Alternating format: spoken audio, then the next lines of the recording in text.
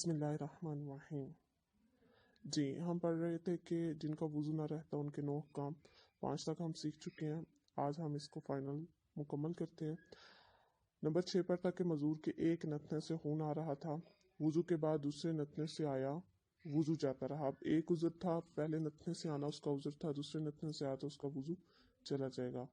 या एक ज़ख़म बह रहा था, अब दूसरा बहा।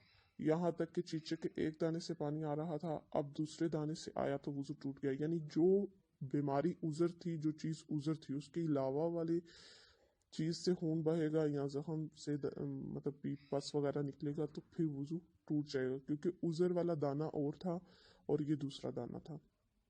नंबर 7 है, मज़ूर को ऐसा उज़र हो कि जिसके सबब कपड़े नापाक हो जाते हैं, तो अगर एक दिरहम से ज़्यादा नापाक हो गए और वो जानती है कि इतना मौका है कि इसे धोकर पाक कपड़ों से नमाज पढ़ लूँगी, तो पाक करके नमाज पढ़ना फ़र्ज़ है। और अगर जानती है कि नमाज पढ़ते पढ़ते फिर इतना ही नापाक हो जाएगा, तो अब धोना फ़र्ज़ ज़रूरी नहीं। इसी से पढ़े अगरचे मुसल्ला भी आलूदा हो जाए, तब भी इसकी नमाज हो जाएगी। अगर आप पाक करके पढ़ सकती हैं उस दौरानिए में, तो तब तो पाक करना फ़र्ज़ है। अगर पाक करने के बाद फिर पता है कि मुकम्मल नमाज नहीं हो पाएगी, फिर नापाक हो जाएगा, तो फिर उसी नापाक कपड़े में और भले मुसल्ला भी नापाक हो रहा है, आप पढ़ सकते हैं नमाज। नंबर 8, अगर कपड़ा वगैरह रख कर या सुराख में रुई डालकर इतनी देर तक खून रोक सकती है कि वज़ू करके फ़र्ज पढ़ ले, तो उज़र साबित ना होगा, यानी ये मज़ूर नहीं, क्योंकि ये उज़र दूर करने पर कुदरत रखती है। यानी हत्तल इम्कान यहाँ तक गौर करना है कि हम उस बीमारी को कहाँ तक रोक सकते हैं। अगर खून आ रहा है तो आप कहाँ तक उसको रोक सकते हैं।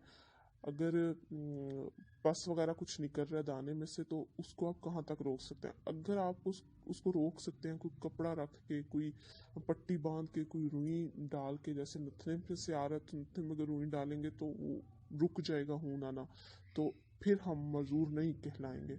फिर हमें कोशिश करनी चाहिए कि हम उस उज़र को दूर करें, और क्योंकि हम उस पर कुदरत रखते हैं, हम इस तरह का काम मामला करेंगे कि वो उज़र दूर हो जाएगा, तो फिर इस सूरत में हमें वो उज़र दूर करके नमाज पढ़नी होगी। उस उज़र के साथ फिर हम नमाज नहीं पढ़ सकते।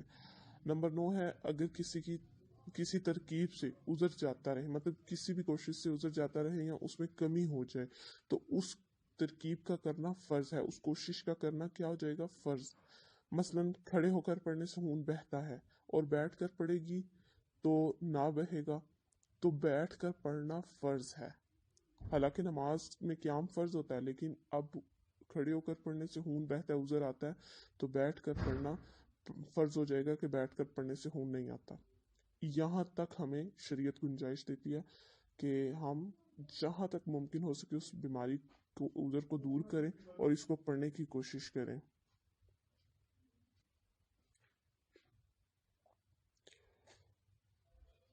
तो हमें उस हद तक इसको रोकने की कोशिश करनी चाहिए कि हम इस बीमारी को रोक सकें।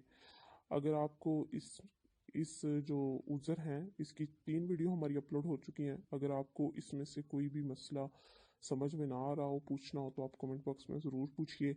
हमारी वीडियोस को लाइक करिए, शेयर करिए और ज़रूर देखिए इल्म दीन हासिल करने की नीयत से।